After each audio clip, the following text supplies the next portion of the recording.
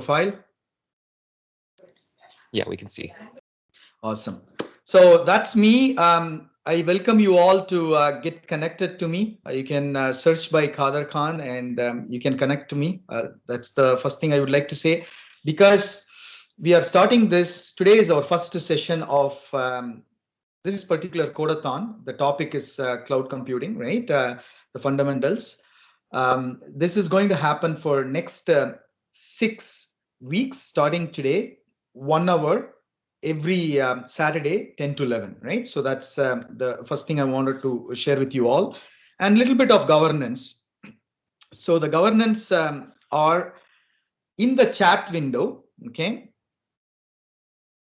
You will see the WhatsApp link will be posted shortly by our operations volunteer team. The first thing that you need to do is, if you are comfortable, to join that WhatsApp group. And this is a very closed WhatsApp group for the Codeathon attendees, different Codeathon programs that we do. That's the WhatsApp group. So once you join the WhatsApp group, the next step that you should probably do is send your name and email address. When you send your name and email address, what our operations team will do is they will create an account for you in our Microsoft Teams. It is like a Slack, right? So we use Microsoft Teams at the Stopper community. So they will create an account for you in Microsoft Teams. And if once you have an account, then you should be able to log in into the Microsoft Team and join our programs and access different materials that are out there, and collaborate with the Testoper community individuals before and after the program. So there's a number of activities happens within this collaboration platform. I sincerely encourage you to send your email address and the name.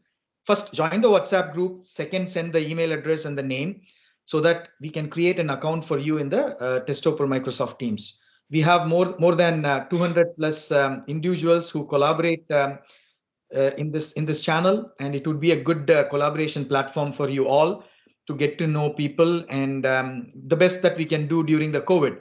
And in fact, after the COVID, we will organize some in-person sessions, get-together sessions, and some activities that we will do together.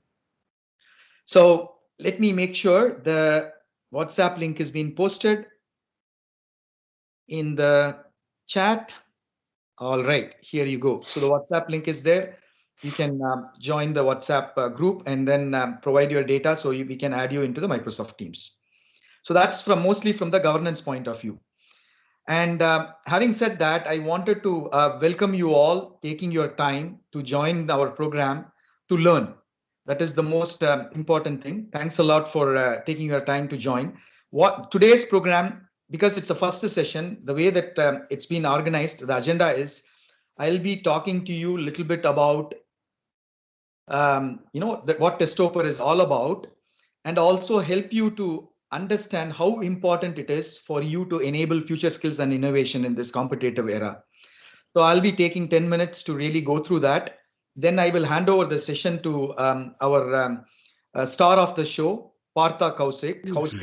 And I will introduce Partha Kaushik as well towards the end of my speech. Okay. So once you have the Microsoft Team accounts, what you need to actually do is you need to go to the general tab here, and you can click Files. And inside this Files tab, there is a directory called About Testoper. You can click this About Testoper, and you would see two documents here. So one document is the presentation about Testoper community. The other document is the brochure. So feel free to go through this in detail offline and help us to send this across to your company, colleagues, friends, family to get benefit from all the good work that we do.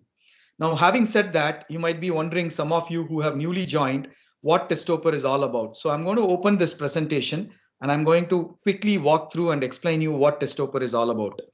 First of all, let me introduce myself. My name is Kader Khan, and I have been a lead volunteer to spearhead the movement of Testoper community.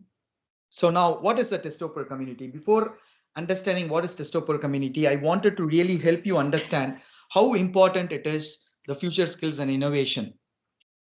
So if you are in Canada, some of you might know what I have been talking about. If you're not in Canada, some of the data might not be applicable for you, but it is still, from the concept point of view, it is more or less, applicable for everyone. See, what's happening is around the globe, right? The lot of risks that we go through as an individual, right? Losing the job if we don't keep our skills up to date. This is the reality. And the world is moving towards the new era called as a cognitive era. So we need to update our skills to really be relevant in the market so we can continue to be successful. This is very, very important. And COVID, what has created a lot of things, but at the same time it is an opportunity as well, right? Because remember, whenever there is an economy downfall, there is always going to be a uprise afterwards. Now if you prepare yourself now, you should be able to capitalize the uprise and become very, very successful.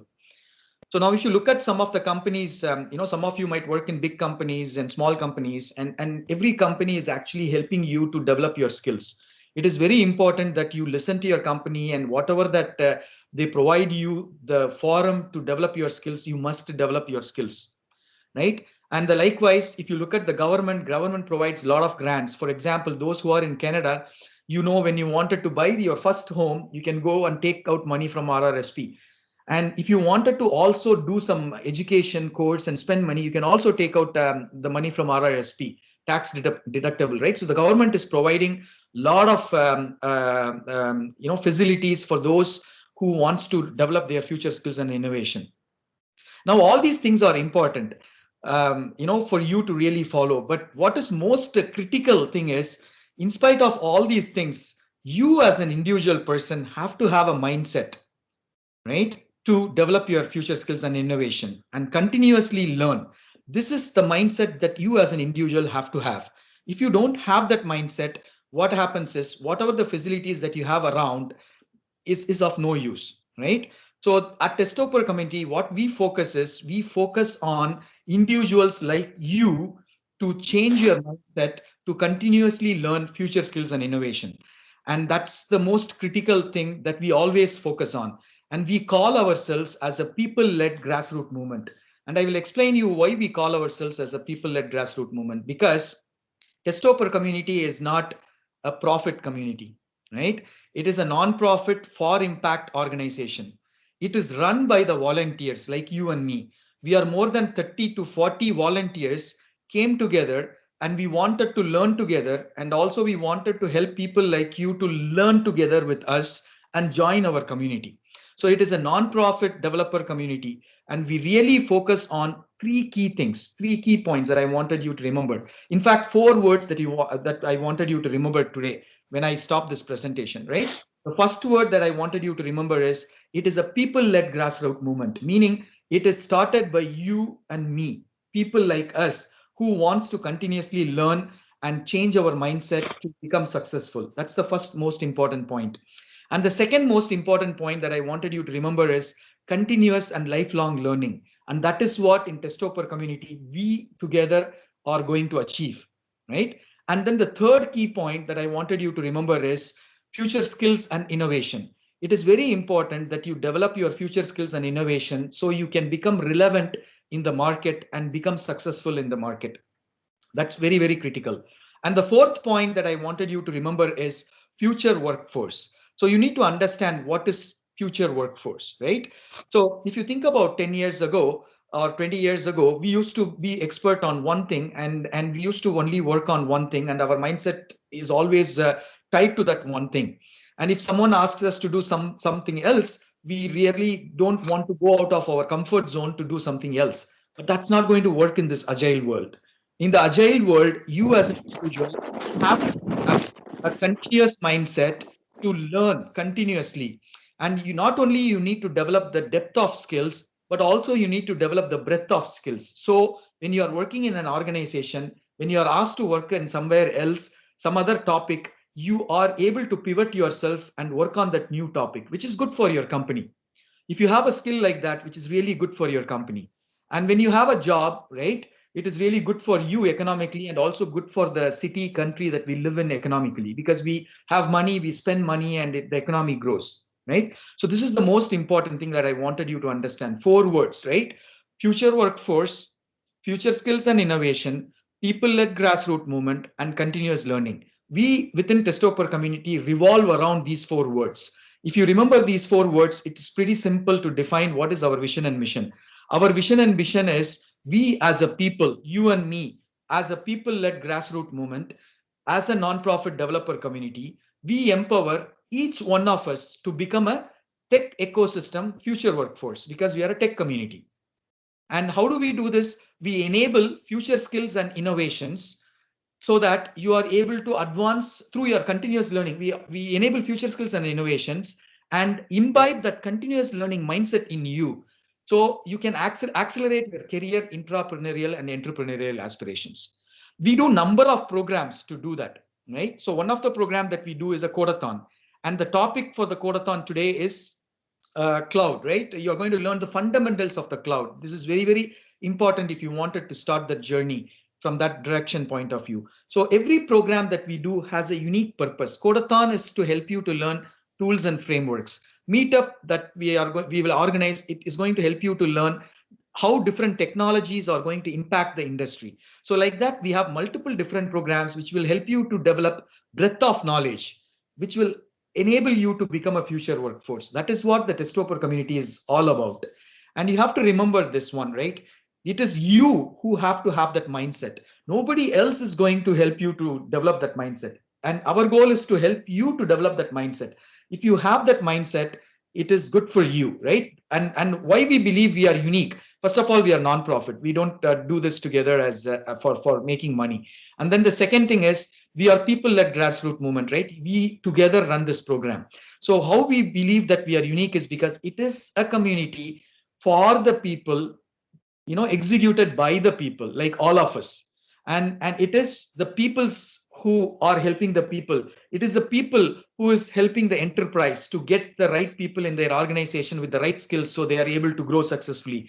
It is the people we developing our skills and getting employed so the economy grows. So we are actually helping us as a people, and the enterprises and the government, right? So that is the uniqueness of Testoper community.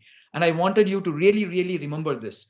And the success of the Testoper community is determined by all of us. It's not determined by Khader or another 40 volunteers who is running the show. It is actually determined by all of us, how all of us are coming together, creating a continuous learning mindset and growing together, right? So that's what the Testoper is all about.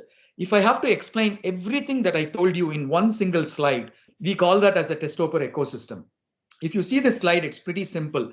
The one that is inside the white circle here, that is Testoper community.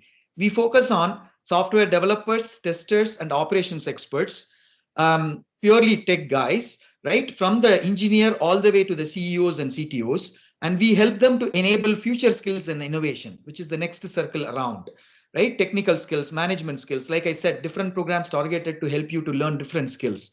Now, on what? We are a tech communities, right? So we help you to develop your skills related to the intelligent technology solutions that are out there, like AI, IoT, cloud, and so on.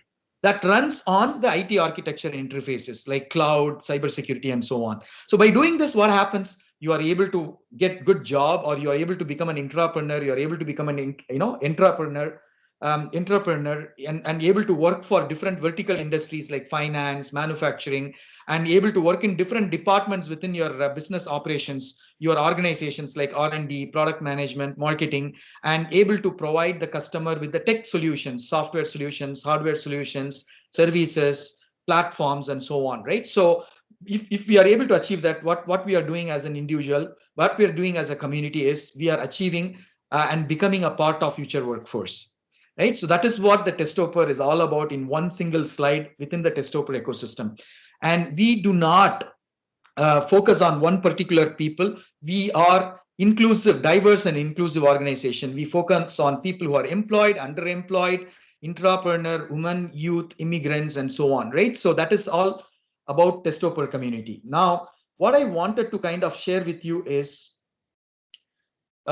there are some, when you look at this presentation after you become, after you join our Microsoft Teams, so you would see all these different places. right? That our presence are, and I can sincerely recommend you to go join those social media and get benefit out of different things that we do in social media. You can join GitHub, you can join LinkedIn, Twitter, YouTube. I'll give you an example. What do I mean by you will get benefit out of that? Okay, so if you, let's say, right, where it is, if you join for example YouTube, right, go to the YouTube and click Testoper, and then if you join Testoper community, you can actually see the number of videos that we have, right, hundreds of them, all the programs that we have done in the past, and all the programs that we are planning to do in 2021. Now if you wanted to know what are all the programs that we wanted to do in 2021, there are two ways to know that. One is you can open the brochure and you can go through the brochure. You will see exactly what I explained now in the brochure, and you will see all the different programs that we plan to do in 2021. Please join them, whichever interests you, where you wanted to learn, or if you wanted to learn everything and develop a big picture and become a future workforce, you are welcome to join all the different programs that we do. And today we are all of us are together in the program which is called as a Cloud Computing and DevOps Fundamentals, where you're going to learn fundamentals of the cloud and DevOps. That's what you're going to learn, right? This is one way of doing it. And the other way of knowing is going to the go to the Eventbrite, and you will see all these different programs. Just to give you a perspective quickly, so there are there are four programs that are ongoing as we speak today. The first program that we are doing is called as the Testoper Projects.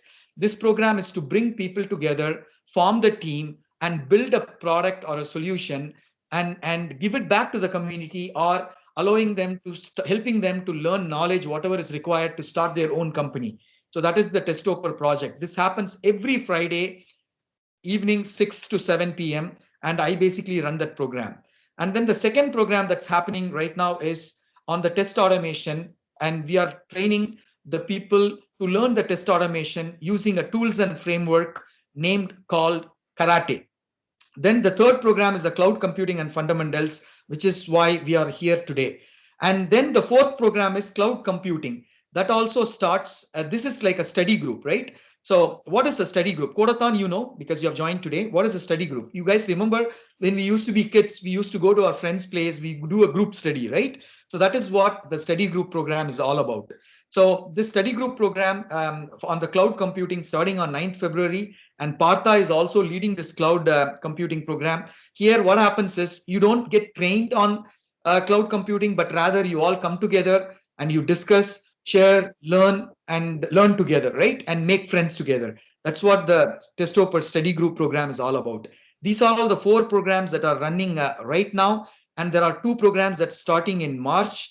The one program that we are starting in March is the meetup, where we have speakers from IBM, speakers from PwC, speakers from Wavelabs, and also we will have speakers from Microsoft joining us. And the other program we are starting is artificial intelligence with TensorFlow. That is a masterclass program, right? So you can actually look through this Eventbrite and you can join all the programs that are ongoing right now, as well as the programs that we plan to do in coming days.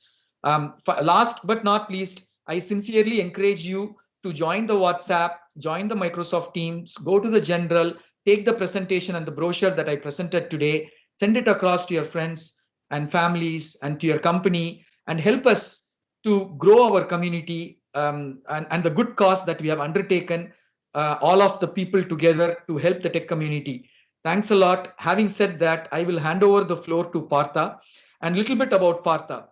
So Partha joined as a community lead, community member, like you all, to learn, right? And he learned himself last year. Now he has developed himself to train you guys, right? This is the awesome thing. You know, we don't do these programs, and we don't do these programs to give you certificates. Of course, we will give you the certificate of attendance. If you have more than 70% of attendance, we will provide you the certificate for this, definitely, as a certificate of attendance. But our focus is not to provide you the certificate, and our focus is not you to really, get credentials, right? That is not our focus. And our focus is also not about how good we are running the program, because that's not our focus. Remember, our focus is we people wants to come together and learn together and create a continuous learning mindset. And that is what is our focus. We want you to join us for learn to learn, meaning joining, meaning learning. You join the today's session because you want to learn and you are learning. So learn to learn. We want you to join us to learn. And we want you to join us to train to learn, like Partha, right? So he joined us, learn to learn, and now he learned something and he wants to share it with you all, right? And that's what he is doing. This is what is truly called as people-led grassroots movement. And you should also learn, and you should also come up and train people and help others to learn. And if we do this together, all of us, this community will become successful. And the true nature of people-led grassroots movement will become true. And that is what is our goal. And that is what we are trying to achieve as a nonprofit. And again, it is all run by volunteers like you and me. Having said that, I will transfer the session to Partha, and hereafter he will continue the session. And today he will probably give you a little bit of introduction for 30 minutes, and he will close the session. And in next 5 sessions that's going to come on every week, Saturday, 10 to 11, he will jump into one step at a time to help you guys to really understand what is cloud computing and DevOps and fundamentals of this. So you have a basic foundation set for you to learn additional advanced topic by joining additional programs that we plan to do in 2021. Having said that, on spot time, 10:29, I promised Partha, I'll give you the floor on 10:30. Handing it over to you, Partha. Take it up from here.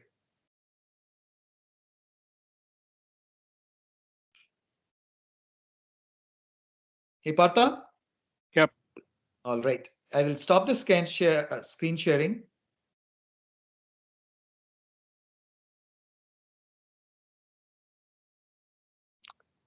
And is my screen share visible? Yes, Partha. Okay. We are starting a 6-week or 6-session learning event. It's on cloud computing and DevOps fundamentals. This is nothing, it's not going to make anyone an expert. It's more of an exploration of what is cloud computing, what is DevOps, what are the various technologies that I should be aware of if I call myself cloud computing aware and DevOps aware. And further, you would go ahead and explore each of these areas, learn more, or want to develop in one particular area. That's the whole that's the approach that this set is taking. So we'll start with this session today is going to be more of an introduction to how this whole cloud computing paradigm or cloud computing buzzword, etc., developed. So initially we had what is called monolithic computing or monolithic computing. So you had a big mainframe there with a tape drive. That's you can see the diagram. There's a tape drive. Very few of you would probably have seen such a data center. I don't believe anybody even uses a tape drive in these days. Maybe some backup tape drives are used, but I have worked in such a center. So this was in the 1960s when batch processing mainframes were happening. So what is monolithic computing is data plus business logic is held centrally on the mainframe, and processing runs are launched by the operator from the mainframe's operation console. So the user typically does not interact with the computer. There's no end user. You have programs running and programs are launched by the operator. And the business logic here is, a huge single program that has been compiled and linked into a single binary, and it runs. And at any one time, only one such program can be running. So that's where we started from. And the diagram there shows how, various floppy disks. Even the floppy disk has disappeared today, but it started with 8-inch single-sided. Then it went into single-sided high density, then double-sided high density, and then it became a 3.5-inch floppy, and then 5.25-inch, 5.25-inch, and then 3.5-inch. There are still, I still have some 8-inch ones lying in my basement in some old box. This evolved into something called the time sharing option. So shared data and applications are still running on the mainframe, but this allowed other people connecting from terminals, so-called end users, they could launch multiple different programs, and all programs would run together. That's what the time sharing option here is about. So the computing power is time shared, so that each program that is the users are running gets a time slice and runs. So there can more than one program can run at a time. This was in the 1970s. So business logic still is central, but you have the option of running more than one, and you have the option of, you don't need an operator console. It is still needed because there's some computer operations still need to be done by the operator, but end users can also access the computer and run multiple applications simultaneously. And then we had the 1980s personal computer, right? It came into the landscape. What were previously dumb terminals now became powerful. They had some more power. They had both computing power and storage. And so the opportunity was exploited, that you could put some of the data locally and some of the computing locally. And so you could offload some of the work that's being done by the mainframe into what is being done, could be done locally. And there is, of course, it also introduced networking, linking between the remote computer and the local data store. How do you ensure that the data stored locally and the data stored remotely are in sync? All those sorts of concerns needed to be addressed and were addressed. While this whole thing was going on in the compute power space, there's also a lot of different changes going on in software development itself. So we moved from what is called procedural top-down programming, and we moved to what is called structured programming. And you know, a lot of more and more problems could now be resolved by the computer, because computers became more ubiquitous and usable by a larger population of people. It's not now just people running computer centers and large corporations. Others could also start running, and many real life problems we started trying to use computers to resolve. So that's simulation of real world systems like transportation, or computing the weather. That's the highest end of things, but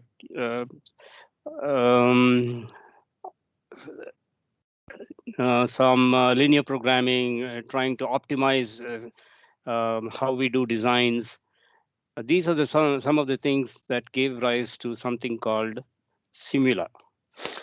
And Simula introduced the concept of objects and classes. And so Simula was able to take real world problems and say, okay, these are, let's take the transportation problem. Each of the trucks that are running is an object, and each of the endpoints are the another object. They are, and let's simulate this, how this will work. Things like queuing theory was born. Things like how to solve large partial equation. I mean, large matrices, how to resolve them. All these things entered into this, and it a language was developed which is called Smalltalk, and that was a fully object-oriented language. Everything in Smalltalk is an object. And this whole concept of object-oriented programming and techniques became the accepted way of software development. So any problem you think of, you want to resolve using computers, you think of in terms of objects. So it's called object-oriented thinking, object-oriented programming. Today, most we are used only to this way of thinking. We don't go back to procedural or top-down procedural coding. We try to divide up any big problem into smaller chunks. Even if you're using procedural code, you would still like to have them as simple individual components that work together to produce your end result. That divides up the whole problem into smaller chunks, which can be dealt with individually and refined individually. And so these were some of the things that evolved as in the programming space. So the fundamental principles of object-oriented is abstraction, encapsulation, inheritance, and polymorphism.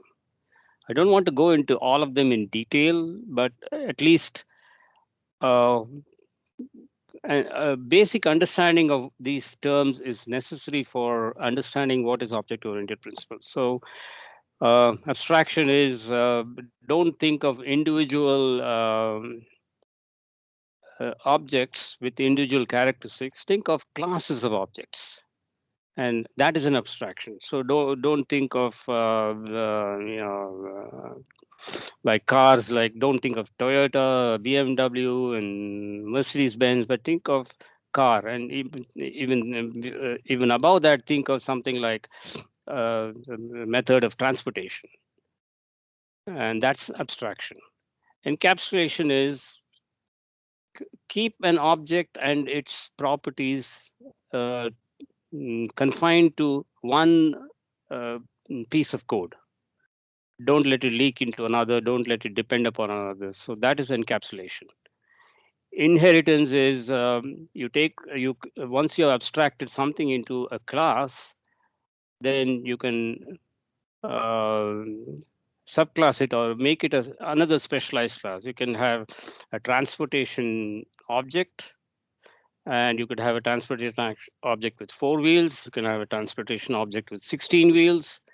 You can have a transportation object which is a trailer and a tractor, and so on. So that is inheritance. You continue to evolve an object into its specialized other classes of objects.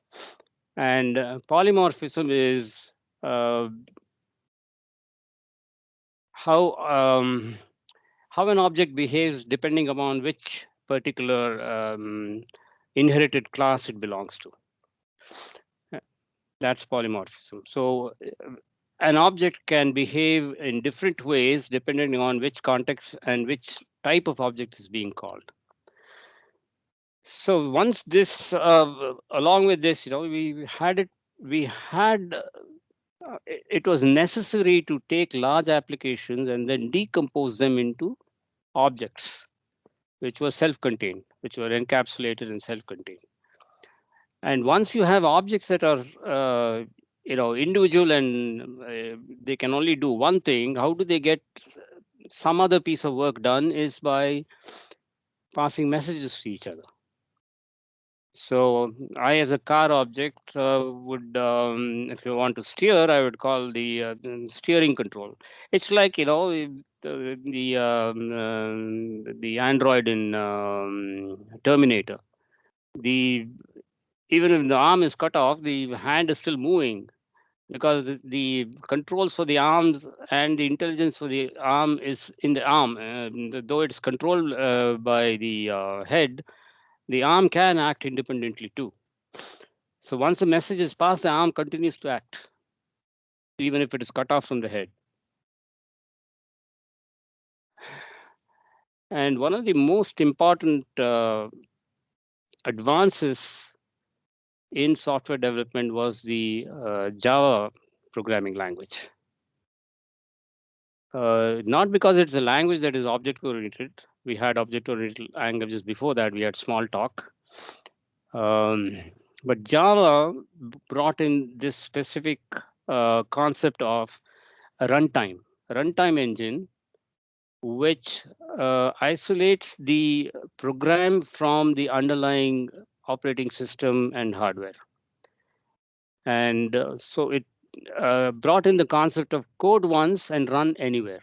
So you could code in Java once, you could run it on a Windows system, you could run it on a Linux system, you could run it on a Solaris system, you could run it on a any version of Unix, you could run it on an AIX system, you could run AIX as you can run it on a little Indian system or a big Indian system, it doesn't matter. So this was a very, very important advancement in in the progress towards cloud computing. It was a real game changer in more ways than one, and we'll see. Now, cloud computing depends very much on this concept of a platform and then services. So you have, whenever we think of cloud computing, we think of what is the cloud computing platform we are going to use. And then what are the services that it provides? So what are these? Before cloud computing, there was the J2EE enterprise platform. So when you want to develop enterprise class applications, you have to containerize them in ways that are more easily handled or more easily used, constructed and used. So the Java 2 Enterprise Edition server has what's called containers. They had an application client container, a web container, and an EJB, Enterprise Java Beans container. And the J2E platform provided these services, had a security service, transaction management service, JNDI service, logging. What did this bring in actually? What happens when you provide services? Your application then does not have to provide its own services for the services that are provided by the platform. You just have to link into the services that are provided by the platform. That's a very, very important concept and a very important advancement because it relieves you of the responsibility of writing these services for each one of the applications that you're developing. So that is no longer bloats up the application code. It no longer bloats up your thinking and logic processes to provide these services. So the J2E Enterprise server also promoted this view of this paradigm of model view controller. So the model is the database, the business logic. Part of the business logic lies in the controller too. Part of this logic lies in the model. So and the view. So really thinking about it, these are completely three different areas of responsibility. You have an area of responsibility, which is how do we present what we want to the end user, what we want to present to the end user, and that's the view.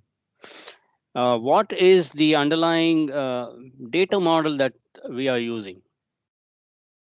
And that falls into the model part of the MVC architecture.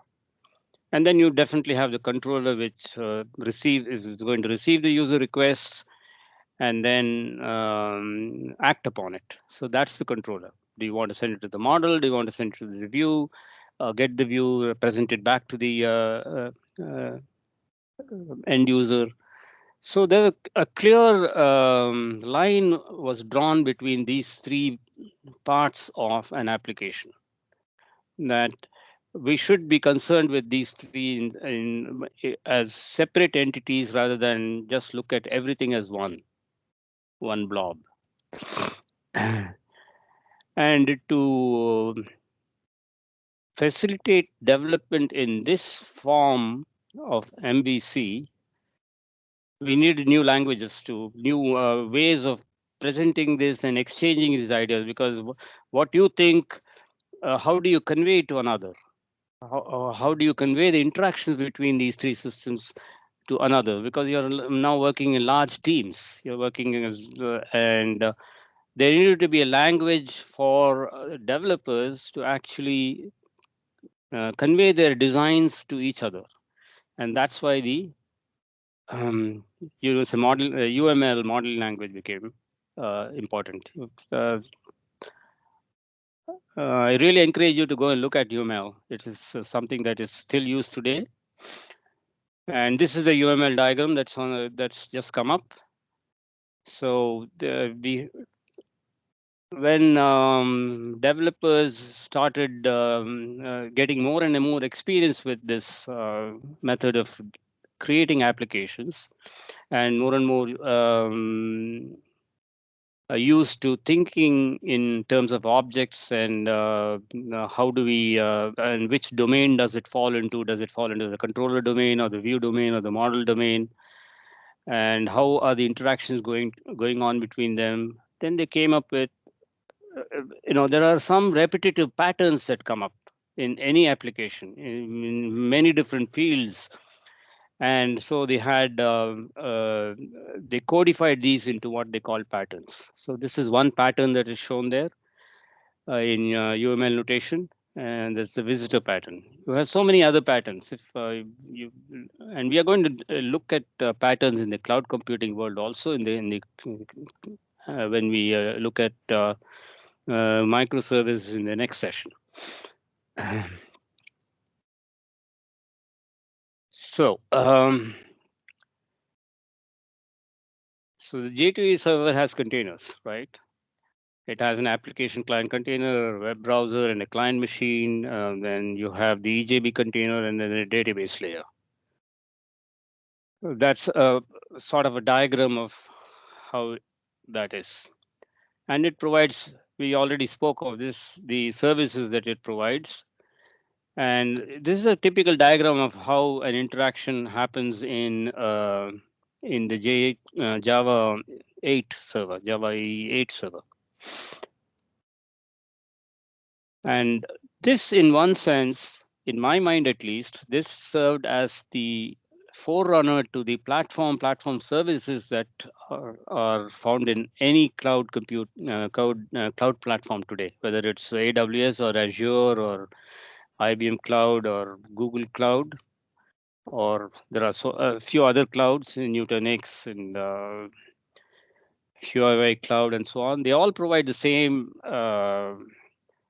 something called a platform and then something called platform services, where the services are available to any application. All you need to do is link them into your application by small pieces of code and pointing to the URL where the service can provide its information that it's supposed to provide. Typically, the logging, monitoring, these services would definitely be provided by any cloud platform.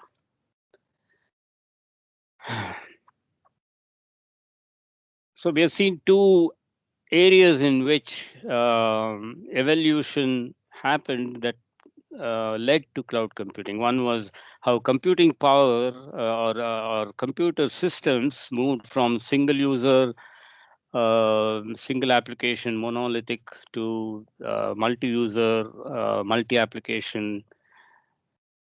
And then software development, we just looked at how software development evolved from the huge top-down procedural coding to structured programming to the MVC architecture, and then Java's promise of code once run anywhere.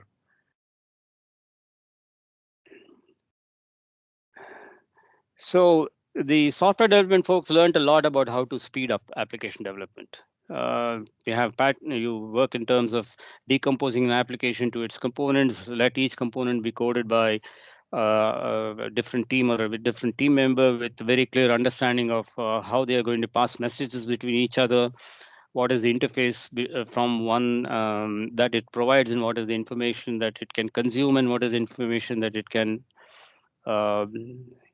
give out. So so these are the things. Build application is a collection of collaborating components that communicate with each other. That's one of the lessons learned. The other was each component should own and handle a single responsibility. That's again a very core principle of object orientation, that an object does one and one thing only, and it does it as well as it can. And then you design your components to have high cohesion. They should be as self-contained as possible. So that is encapsulation. And you must have low coupling.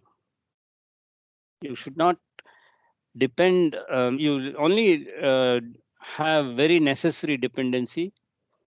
You pass a message with a particular piece of information asking for the object you're passing the message to do a certain thing, and then get back to you with another message giving you the information that you want. That is a necessary dependency.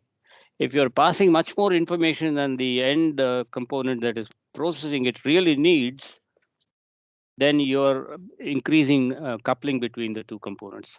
So these are the fundamental things that software developers learned when as they evolved from monolithic computing to MVC and to object-oriented computing. So what happened in the compute world? Server virtualization happened.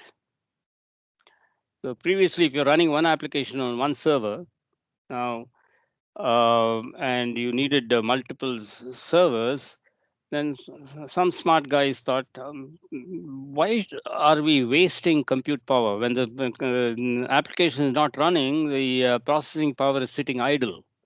So how do we increase the utilization of a server? And that's how they came up with this server virtualization. Can we have multiple servers within one frame? Right. So how did this evolve? It started actually in the 60s and 70s, right? The IBM debuted this thing called the CPCMS. The CP was a control program, CMS was the console monitoring system, and it was just a simple single-user operating system.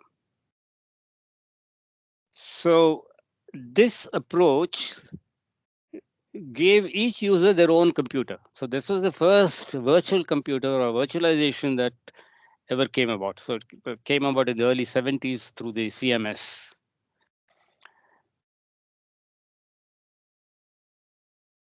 So what is the difference actually? Instead of dividing up the memory and system resources between multiple users, it actually gave each user their own computer to work with. So there's some history here. There's a Multics from MIT and Dell. It was later became Unix. And to contrast, Unix is an example of virtualization at the workspace level. So that's some of the evolution in the computing side of things, or the compute power side of things.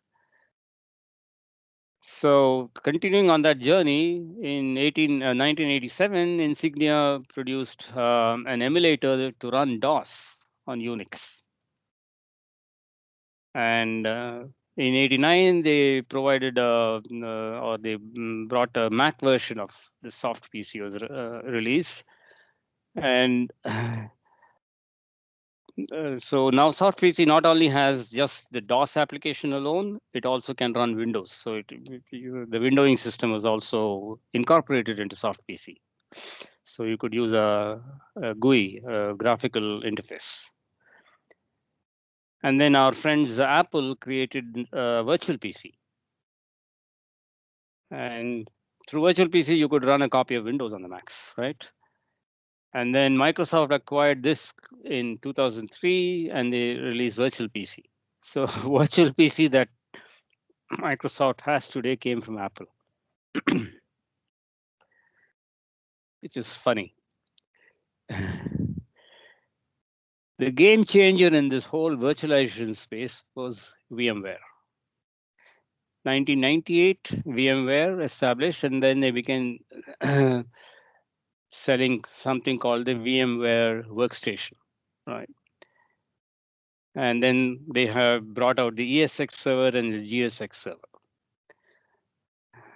So GSX will allow you to run on an existing operating system.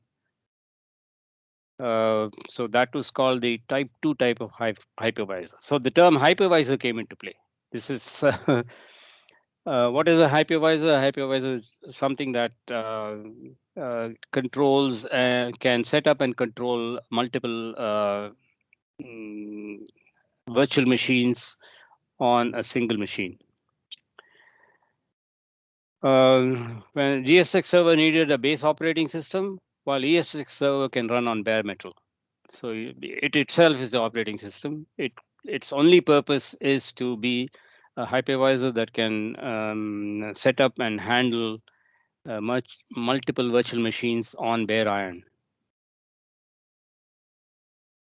So yes, VMware has evolved. VMware is the latest evolution of VMware is Tanzu. Tanzu is Kubernetes, on-prem Kubernetes. So there's a lot of things that VMware has contributed a lot to virtualization and towards cloud computing. And the fourth area in which things evolved to give us the cloud as it stands today, on the network and internet and WWW, many things changed, right? The communication providers started putting in more and more. I mean, it's sort of a supply demand keeping pace with each other, sort of. So they started putting in more and more faster communications, faster. Trying to go to fiber optics. We started with satellite communications, and then we had Bell Labs came up with DSL. And then we had fiber optics, multi-mode fiber, single-mode fibers, and so on. And then network virtualization also came. What today is called software-defined networking, SDN.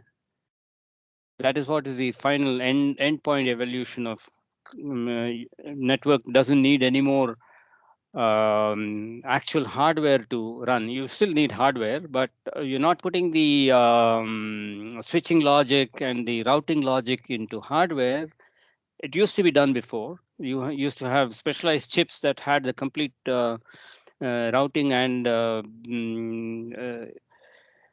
networking information embedded in them as as a BIOS, like what would happen in a BIOS. But today that's no longer true. With network virtualization, physical network is only used for packet forwarding. All of the management is done using virtual. All these switching and if you actually look at Cisco's latest. Not latest, Cisco's offering of Fabric Path. You don't even have to adhere to IP addresses anymore. Whatever IP address, you can take your computer and connect it anywhere. You will still have the same IP address. So that's.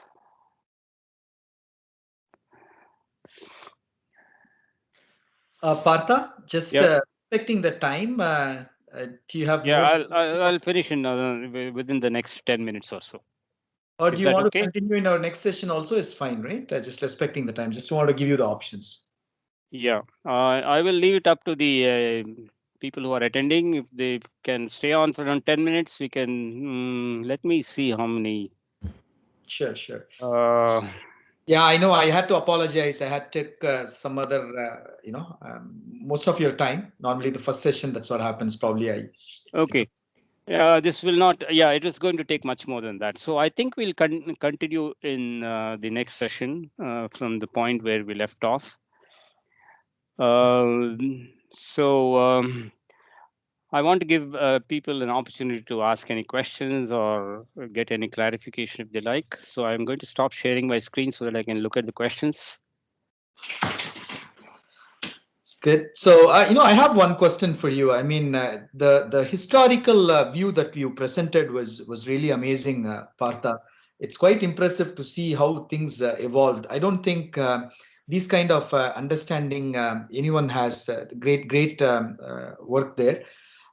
You talked about virtualization, right? So you kind of mentioned the physical platform is going to be one, and then on top of that, you can have a multiple virtual platform. So is it something like I can have 10 computers on one single hardware computer?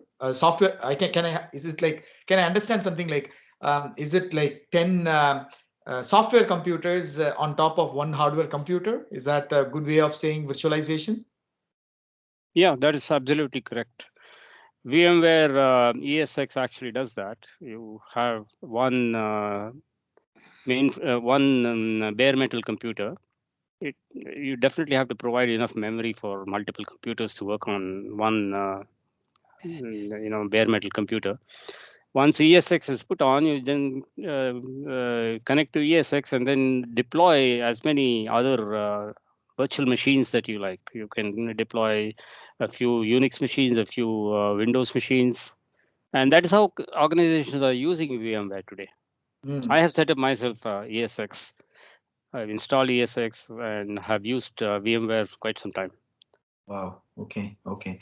Any questions? This particular session is, we're going to have another 5 hours of this session, and you will continue to learn the fundamentals of DevOps, and also, he will take you through one step at a time to get to a stage where at least you understand what the cloud is, what DevOps is, and do few coding around that, right? So I'm pretty confident that you will get there, and it is supposed to be intended for the beginners. But remember, we have another additional 3 programs around cloud computing, which will start talking about advanced things like hands-on on Kubernetes, hands-on on many different things, right? So keep your eyes lookout in the Eventbrite for additional programs that we have throughout the year to join and continue to enhance your skills, starting from very basic now to an advanced by end of this year. Any other specific questions for anyone? If you have any questions, you can unmute and ask, please. As just going ahead to what we're going to do in the other sessions, we're going to have 3 sessions on cloud computing and 3 sessions on DevOps, and we are going to continue on. We need to understand how the cloud evolved and what are the services that each cloud, the cloud computing platform provides, and that is going to be much of. We also need to understand what are microservices and how we actually. A good understanding of microservices is very, very important if you want to understand cloud computing. So these will be covered in the cloud computing sessions, and then we'll go into DevOps. DevOps will again be 3 sessions, and DevOps will be more. Again, it's cloud computing and DevOps is saying fundamentals is so very it's very, very even the fundamentals are so very huge.